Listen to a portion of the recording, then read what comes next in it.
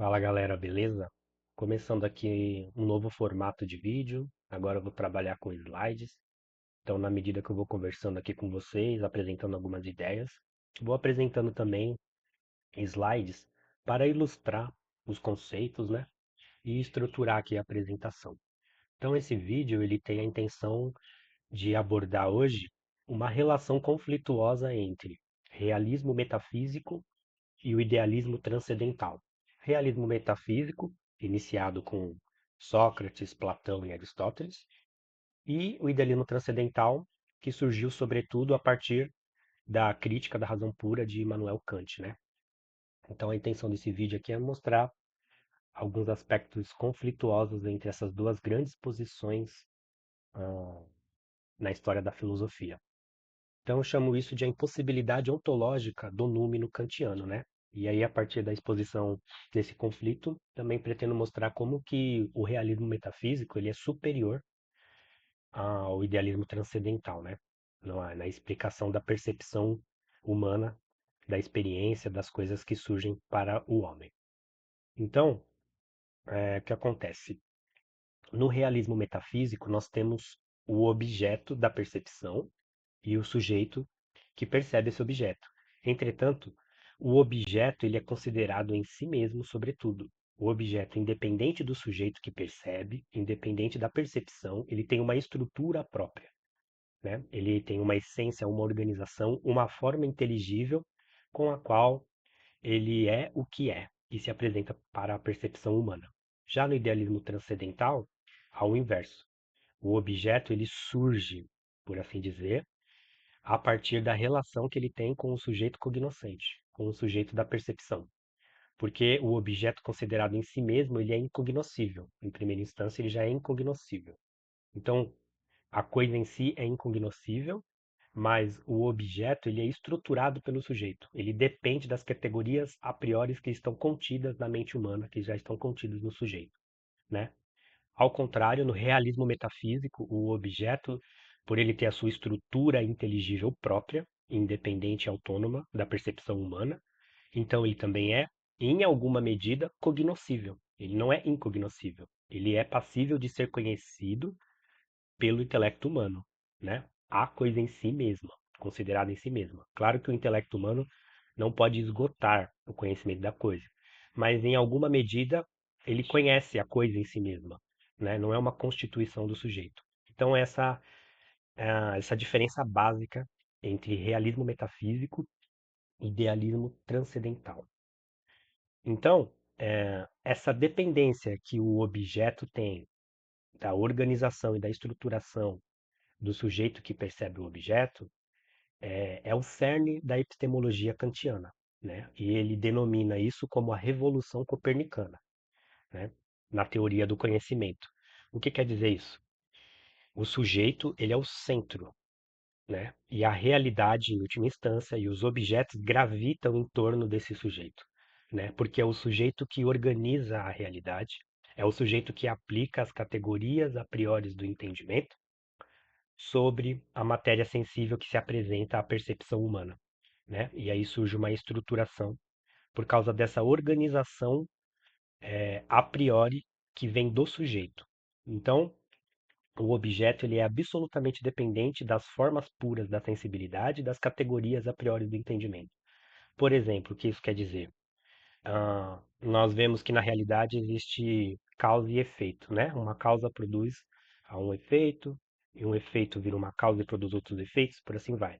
Pois bem, o princípio de causalidade não está nas coisas, não está nas relações entre elas, está contido apenas no sujeito, né? Então é o sujeito que aplica este princípio a priori na percepção da realidade.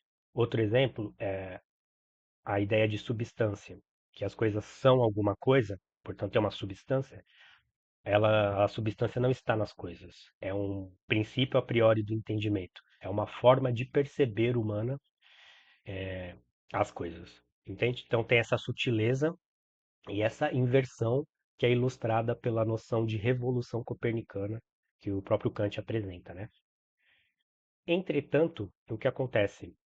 Eu quero acentuar para vocês uma falha que surge nessa tríade kantiana. O que seria essa tríade kantiana?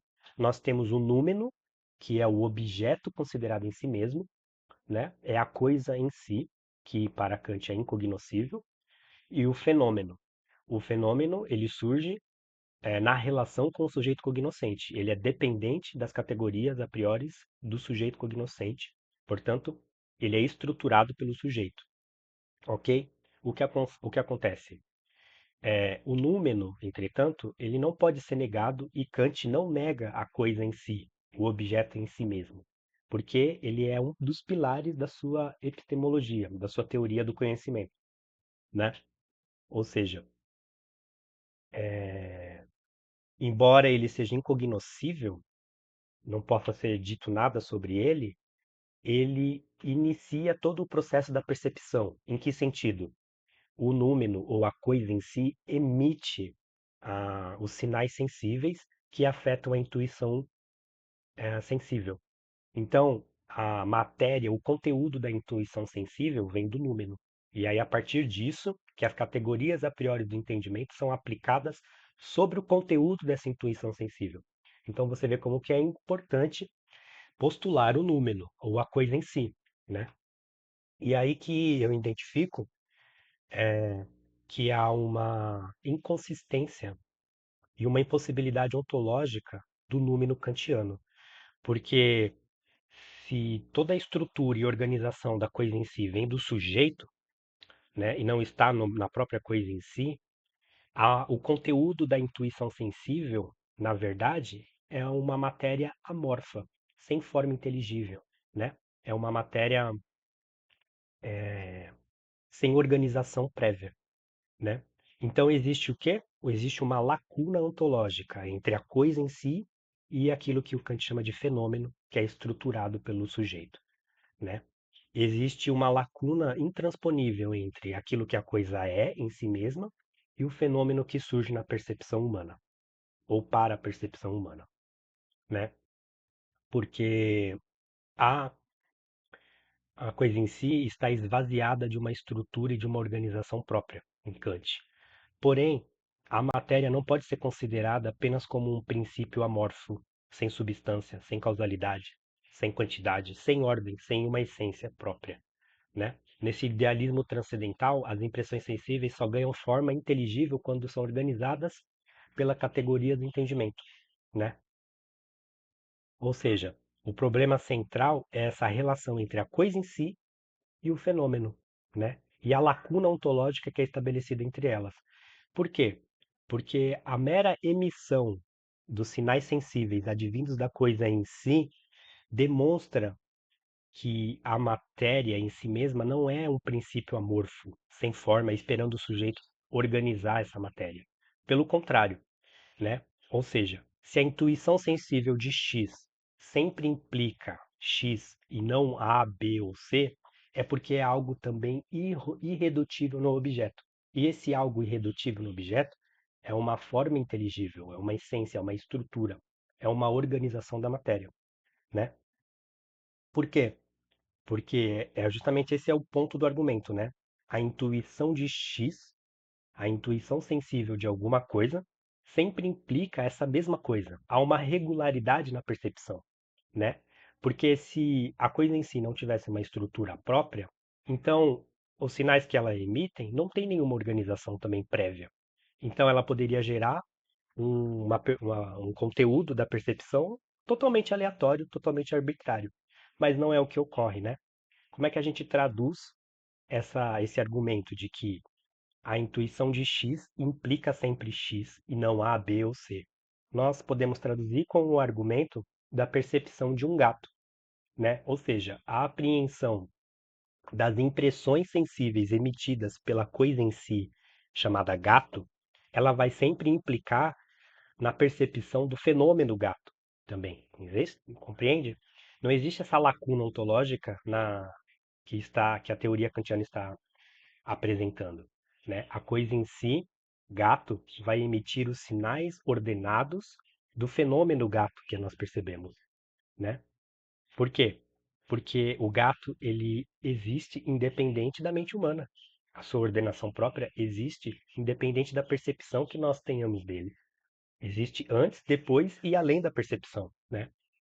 Então há um gato ordenado em si mesmo, possuidor de uma forma inteligível própria, estruturado antes de ser percebido. Ou seja, o que que nós concluímos disso? Ah, que a coisa em si, ela tem uma forma inteligível extramente, e que essa revolução copernicânica, ela é uma impossibilidade ontológica, né? Ela sendo o cerne da epistemologia kantiana, ela não se estabelece diante de um exame ontológico da coisa em si, né? Então, para superar essa lacuna ontológica, nós percebemos que a coisa em si não é uma mera matéria que emite sinais sensíveis para afetar a intuição sensível humana. Pelo contrário, ela não é uma matéria amorfa, né? Ela tem uma regularidade formal, porque X, emissões de X implicam sempre a intuição perceptível de X, e não A, B ou C, né? O conteúdo da intuição sensível não é a matéria sem forma esperando a determinação do sujeito, né? Como X sempre implica X, né?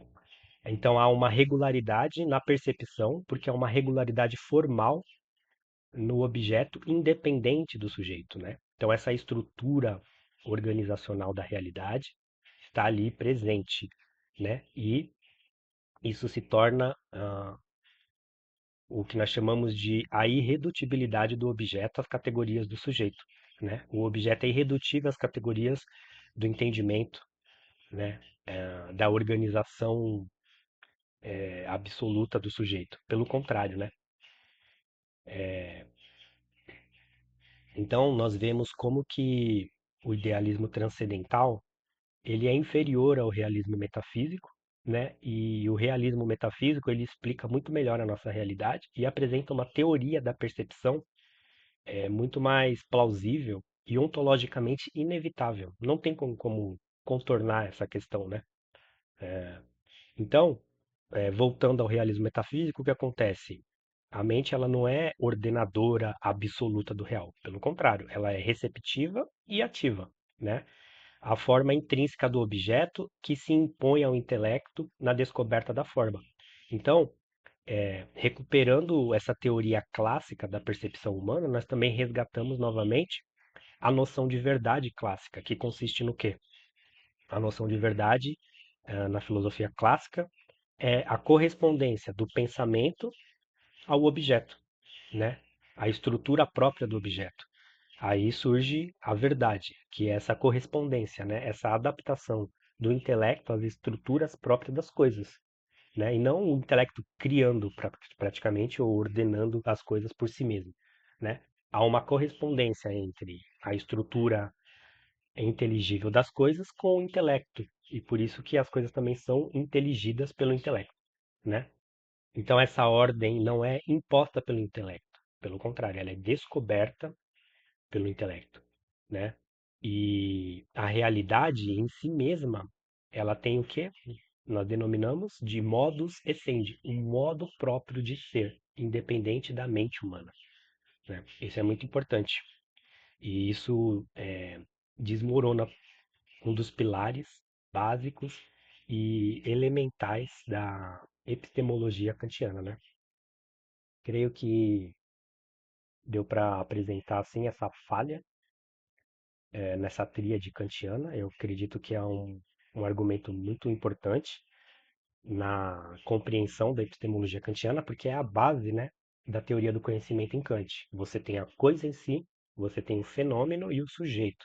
Só que a relação entre a coisa em si e o fenômeno, ela se mostra inviável, né? O que eu denominei de lacuna ontológica, porque levando às últimas consequências os princípios de Kant, a matéria, a coisa em si, ela é considerada como alguma coisa amorfa, sem organização prévia, né? Mas isso não ocorre, porque há uma regularidade na apresentação do objeto, né? Independente do intelecto. E, portanto, há uma irredutibilidade do objeto à ação pura do intelecto organizando esse objeto, né? Então, Espero que tenha ficado claro e essa lacuna ontológica só pode ser superada de fato pelo realismo metafísico que postula uma ordenação própria e intrínseca nas coisas, independente da mente, independente da ação perceptiva do homem, né? Ok? Muito obrigado, até mais.